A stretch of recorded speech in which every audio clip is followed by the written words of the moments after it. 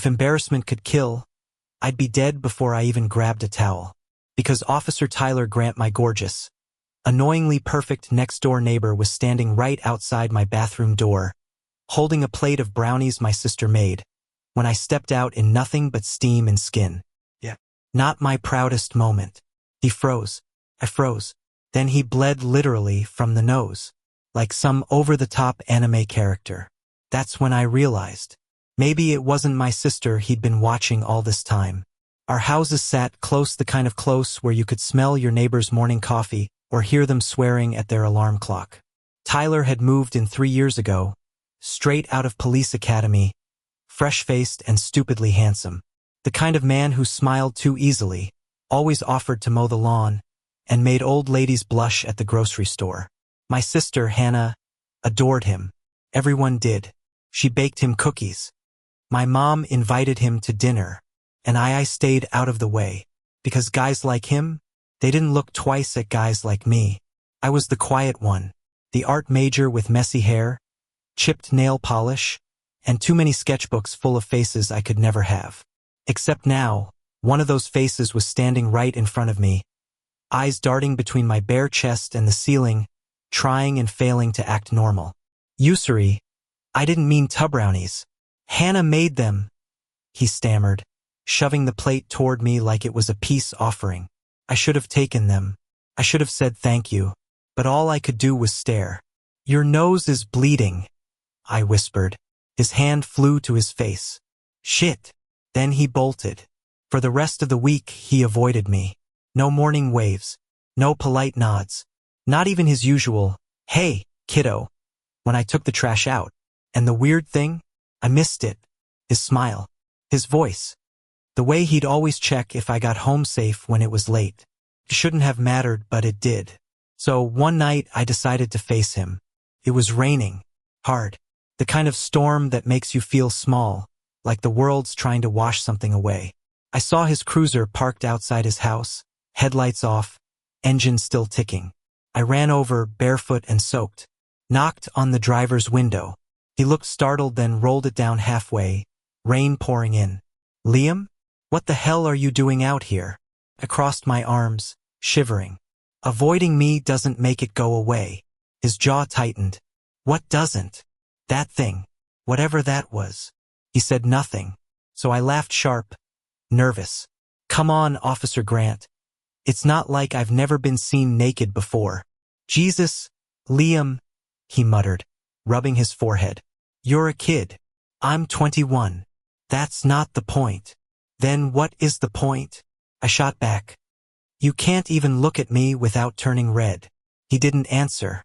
His hands gripped the steering wheel like it was the only thing keeping him steady. Do you like me? I asked finally. My voice came out small, but clear over the rain. The silence that followed was the longest of my life. Then he said, Get in the car. I did. He looked straight ahead. His hair was damp, his uniform collar undone. I'm your neighbor, Liam. Your sister's friend. I'm supposed to protect you. Not, he broke off, exhaling shakily. Not think about you like that. My breath hitched. So you have been thinking about me. He shut his eyes. You're impossible. And you're a terrible liar, I murmured. The storm outside roared. Inside, everything felt too quiet, too intimate, the kind of silence that demanded to be broken. He finally turned to me, eyes dark, voice low. You have no idea what you do to me. And that's when I realized something terrifying. I didn't want him to stop. Over the next few weeks, things shifted. Subtly, dangerously. Every time we crossed paths, the air between us tightened, a thread pulling, stretching, daring to snap. He'd linger a little too long when saying hello. His gaze would flicker, soften, then harden again, as if scolding himself for it. And me? I was a mess. A walking, talking contradiction of want and guilt. I'd see him washing his car in the driveway, sleeves rolled up, water glistening on his forearms, and I'd have to look away before my brain short-circuited. I told myself it was just a crush, a stupid, fleeting infatuation. But then one night, I saw him sitting alone on his porch, a beer in hand, shoulders slumped in a way that looked too heavy for someone who smiled so much. I walked over without thinking. "You okay?" I asked. He looked at me, eyes tired. "Rough day." I sat beside him. "Wanna talk about it?" He hesitated, then said quietly, "Had to tell a kid his dad's not coming home." The words hung between us, heavy with truth and loss. I didn't know what to say, so I didn't. I just reached out, resting my hand on his. He didn't pull away. The sound of crickets, the soft hum of the night, everything felt suspended. His thumb brushed against my knuckles, slow, deliberate. "Liam," he said, almost a warning. "I know," I whispered, but I didn't move. Neither did he. Then he leaned in, not all the way, just enough for me to feel his breath against my cheek. "If I cross this line," he murmured, "there's no going back." "Then don't stop," I breathed. And he didn't.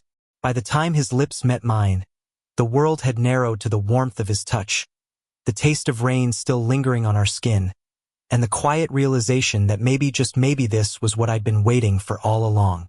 It wasn't fireworks or chaos. It was soft, steady, like coming home after a long, cold night. When we finally pulled apart, he rested his forehead against mine. "You drive me crazy, you know that?" I smiled. "Takes one to know one." He laughed, a sound that felt like sunlight breaking through storm clouds. "But love, especially the kind that's not supposed to happen, never comes easy." And neither of us knew that night on the porch was only the beginning of something beautiful, dangerous, and utterly unstoppable. The next morning, I woke up to the sound of knocking. 3 slow, deliberate taps. Not the frantic kind. Not polite either, just enough to make my heart stutter. I already knew who it was before I opened the door. Tyler stood there, still in his uniform, dark circles under his eyes, rain jacket slung over his arm. His expression was unreadable. "We need to talk," he said. I swallowed. "About last night?" He didn't answer, just walked past me, straight into my living room. The way he moved, calm, measured, scared me more than if he'd been angry. He stood by the window, staring out at the street. "You know this isn't supposed to happen, right?" "Yeah," I said quietly. "But it did." He turned to face me, and for a second, something flickered behind his eyes. Regret? Fear? Want? Maybe all of it. "I can't stop thinking about it," he admitted. "About you." My chest tightened. "Then don't." He exhaled sharply, like that was the one thing he couldn't allow himself to do. "I've worked too hard for my badge, Liam. People talk. They always talk. If anyone found out you kissed me," I interrupted. "Or that you wanted to?" He didn't respond. "Tyler," I whispered, stepping closer. "You're not gonna lose your job for being human." He smiled sadly. "In this town, you'd be surprised." There it was, the wall. The one he'd built around himself, brick by brick, out of fear and duty and all the invisible rules he thought he had to follow. I wanted to tear it down, but I also knew he wasn't ready. So I just nodded, even though it hurt. "Okay." He blinked, confused. "Okay. You don't have to say anything. Just don't pretend it didn't mean something." He looked like he wanted to argue, but instead, he whispered, "It meant everything." And then he left. For a week he disappeared. No morning jogs past my house. No police cruiser in the driveway. No Tyler. It was like he'd vanished. And the silence left behind felt heavier than anything. Hannah noticed first. "Weird," she said at breakfast, spooning cereal into her mouth. "Haven't seen Tyler around. Maybe he's working extra shifts." "Maybe," I muttered, staring into my coffee. I didn't tell her that the last time I saw him, his lips were still warm against mine. By the 3rd night, I couldn't take it anymore. I went to his house. The porch light was off, the front door locked, but the side window glowed faintly, and through it, I saw him sitting on the couch, head in his hands. He looked exhausted. I didn't think. I just knocked on the glass. He startled, then came to the door, opening it halfway. "Liam, what the hell? You've been avoiding me," I said. He sighed. "I told you it's complicated." So is breathing when you're trying not to feel. I shot back. He froze. I could tell my words hit something deep. Can I come in? After a long moment, he stepped aside. His house smelled like rain and coffee.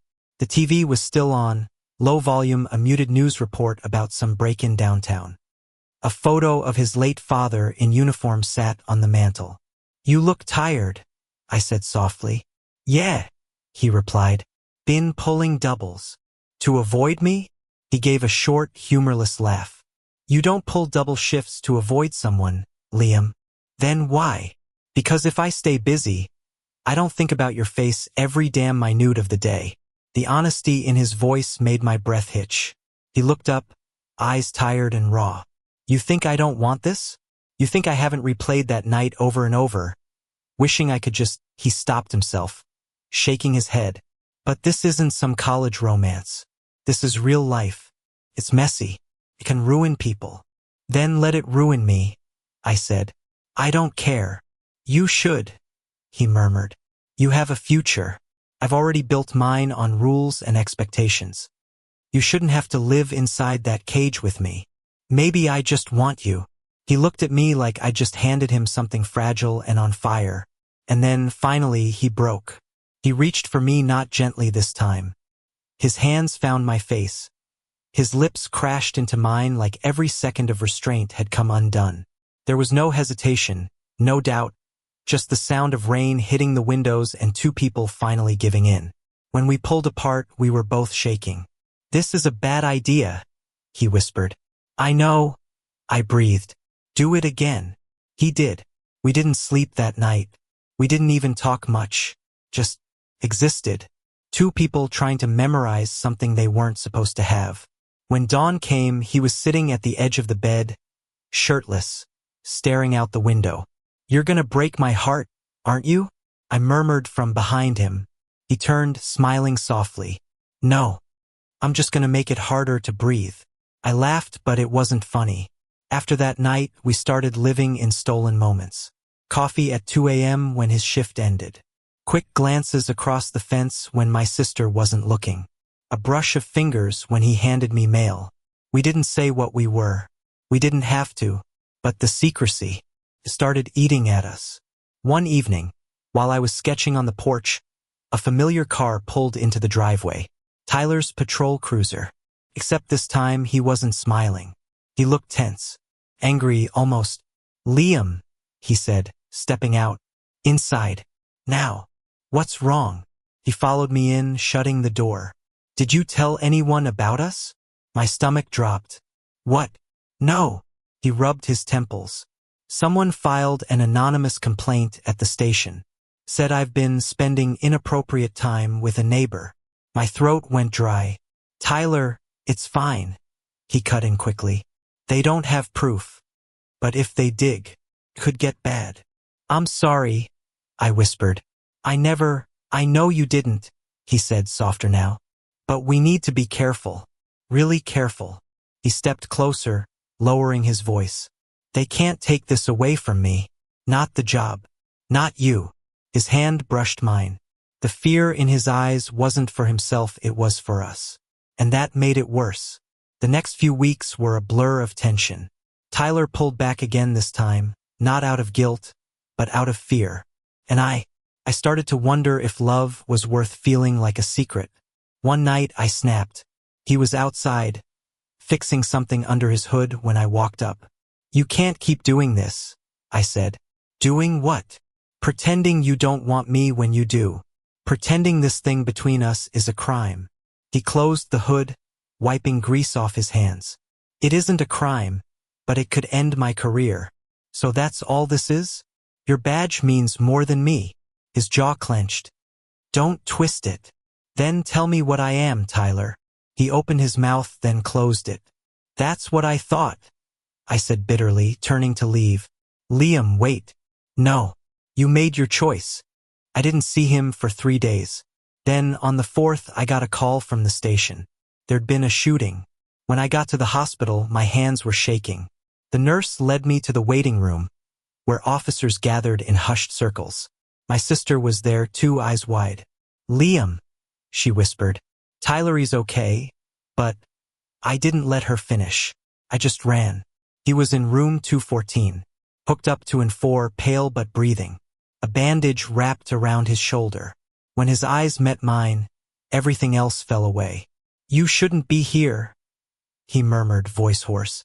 Screw that, I said, sitting beside him. You scared the hell out of me. He gave a weak smile. Guess I'm not bulletproof after all.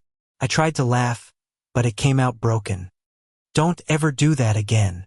He looked at me for a long time. I didn't think I'd see you again. Well, you're stuck with me now, I said, gripping his hand. Whether you like it or not. He squeezed back. I like it. The station gave him 2 weeks off to recover. 2 weeks where the world felt smaller, quieter, softer. He stayed home. I brought him soup, books, stupid jokes that made him laugh until his stitches hurt. And slowly, the fear started to fade. One afternoon, we sat on his porch again, same spot where it all began. The sun was setting, painting everything gold. He looked at me, eyes thoughtful. You know, I used to think love had to fit in boxes, rules, labels, expectations. And now I think maybe love's just whoever makes the world stop hurting. I smiled. That's the sappiest thing you've ever said. Yeah, well, he said, smirking. You bring it out of me. We didn't have a label. We didn't need one. Some nights, I still caught him staring at his badge like it was both his pride and his prison. But he never pushed me away again. He'd come over, barefoot, still smelling like aftershave and rain, and whisper, You okay? Even when I was the one worried about him. And each time he did, the world made a little more sense. Because for the first time, he wasn't just my neighbor or the guy everyone loved. He was mine. But life doesn't stop testing you just because you found happiness. One morning, he got a transfer offer. A bigger city, better pay, more risk. He looked at me like the decision was already tearing him in half. I haven't said yes, he said. Then don't. Liam, I'm serious. Stay. He hesitated. You'd ask me to give up everything? No, I said softly. I'd ask you to choose what actually matters. He exhaled, long and slow. You. And I knew, then, no matter where he went, that choice would always bring him back to me. When Tyler told me about the transfer, something inside me cracked, not because I thought he'd leave, but because I knew he might have to.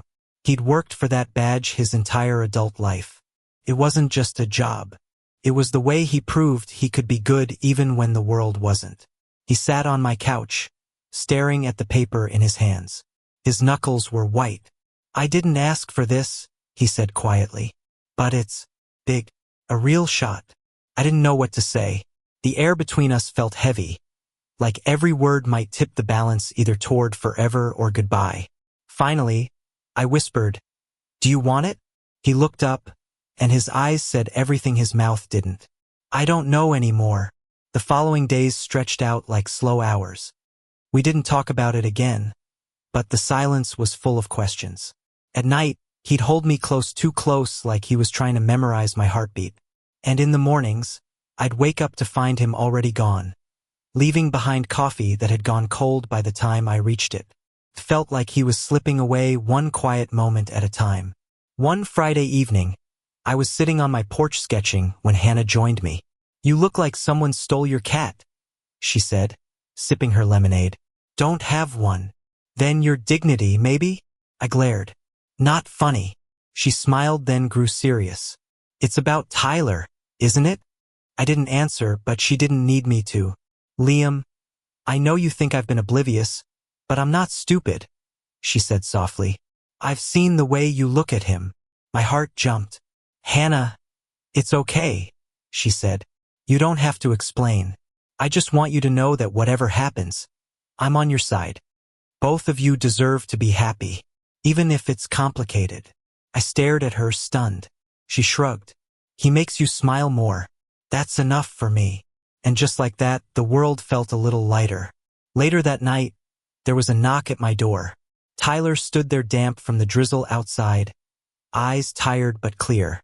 He didn't say a word, just held up a pizza box. Peace offering, he said. For what? For being a coward. We ate in silence for a while. The TV played some random movie neither of us paid attention to. Finally, he said, "They want me in Chicago. Promotion. Detective training." My stomach twisted. "That's amazing." He shook his head. "It's 3 states away." I tried to sound calm. "You should go." His brow furrowed. "That's it? You want me to leave?" "I want you to be happy." He leaned forward. "And what if happiness looks like this?" I looked at him, really looked, and saw the truth sitting in his eyes. He wasn't just scared of losing me. He was scared of wanting to stay. We didn't talk after that. We didn't need to. He stayed the night, his arms around me like a promise he wasn't sure he could keep. And for the first time, I didn't dream about what would happen next. I just let the moment be enough. A week later, he left for Chicago. He didn't say goodbye, not really. Just a note on my porch. "Be good.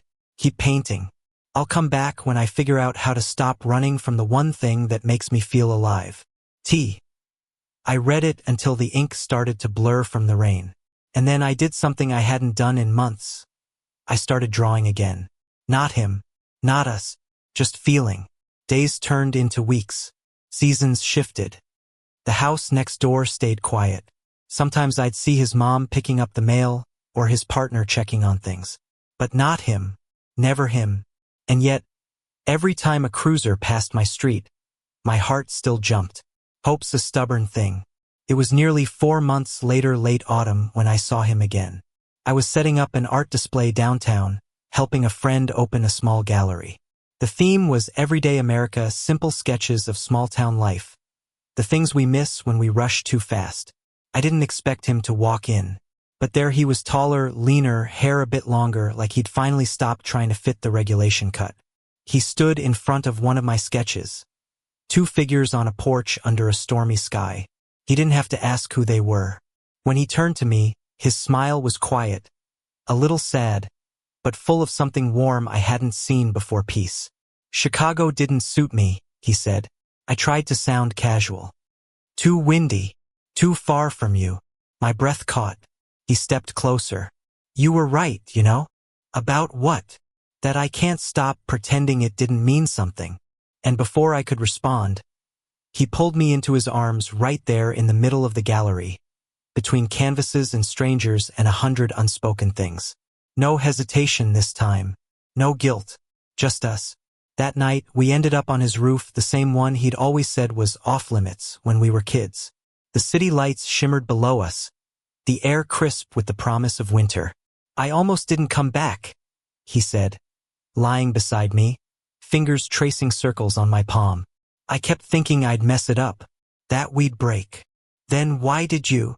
He smiled faintly. "Because I realized something. Yeah, that love's not supposed to make you smaller. It's supposed to make you brave enough to stay." I turned to look at him.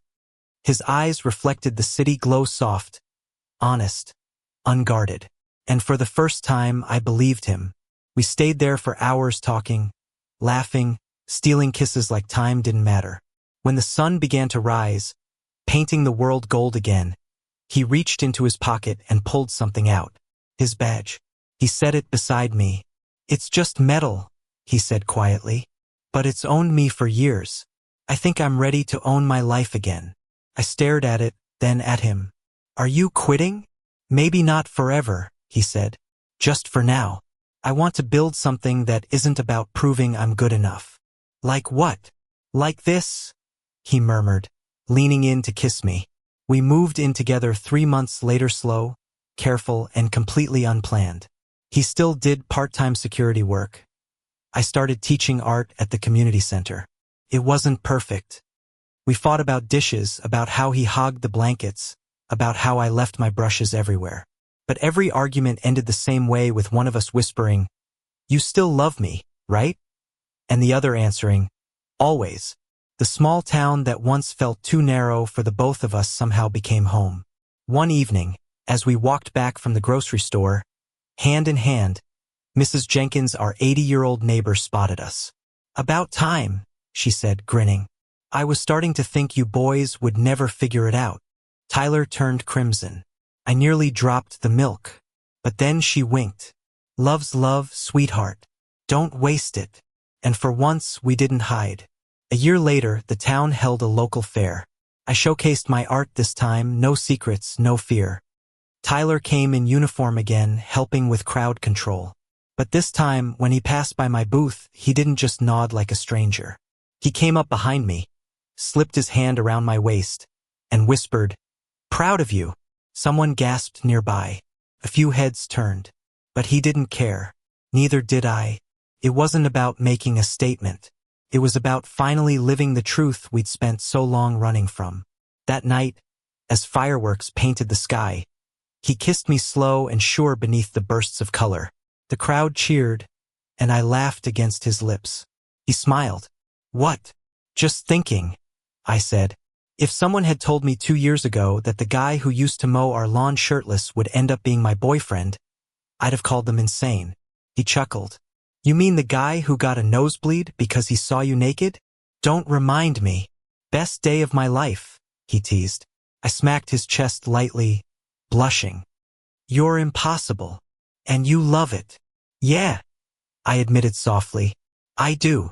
As the last firework burst above us, I realized something I hadn't before. Love doesn't always arrive wrapped in logic or timing or perfection. Sometimes it comes crashing into your life at the worst possible moment, bleeding and breathless, demanding to be felt anyway. And when it does, you either hide from it or you let it change everything. I chose him. He chose me. And in that messy, imperfect, beautiful choice, we found peace. Months later, I stood in our small living room, painting sunlight streaming through the curtains. Tyler came up behind me, wrapping his arms around my waist, resting his chin on my shoulder. "What are you painting?" he asked.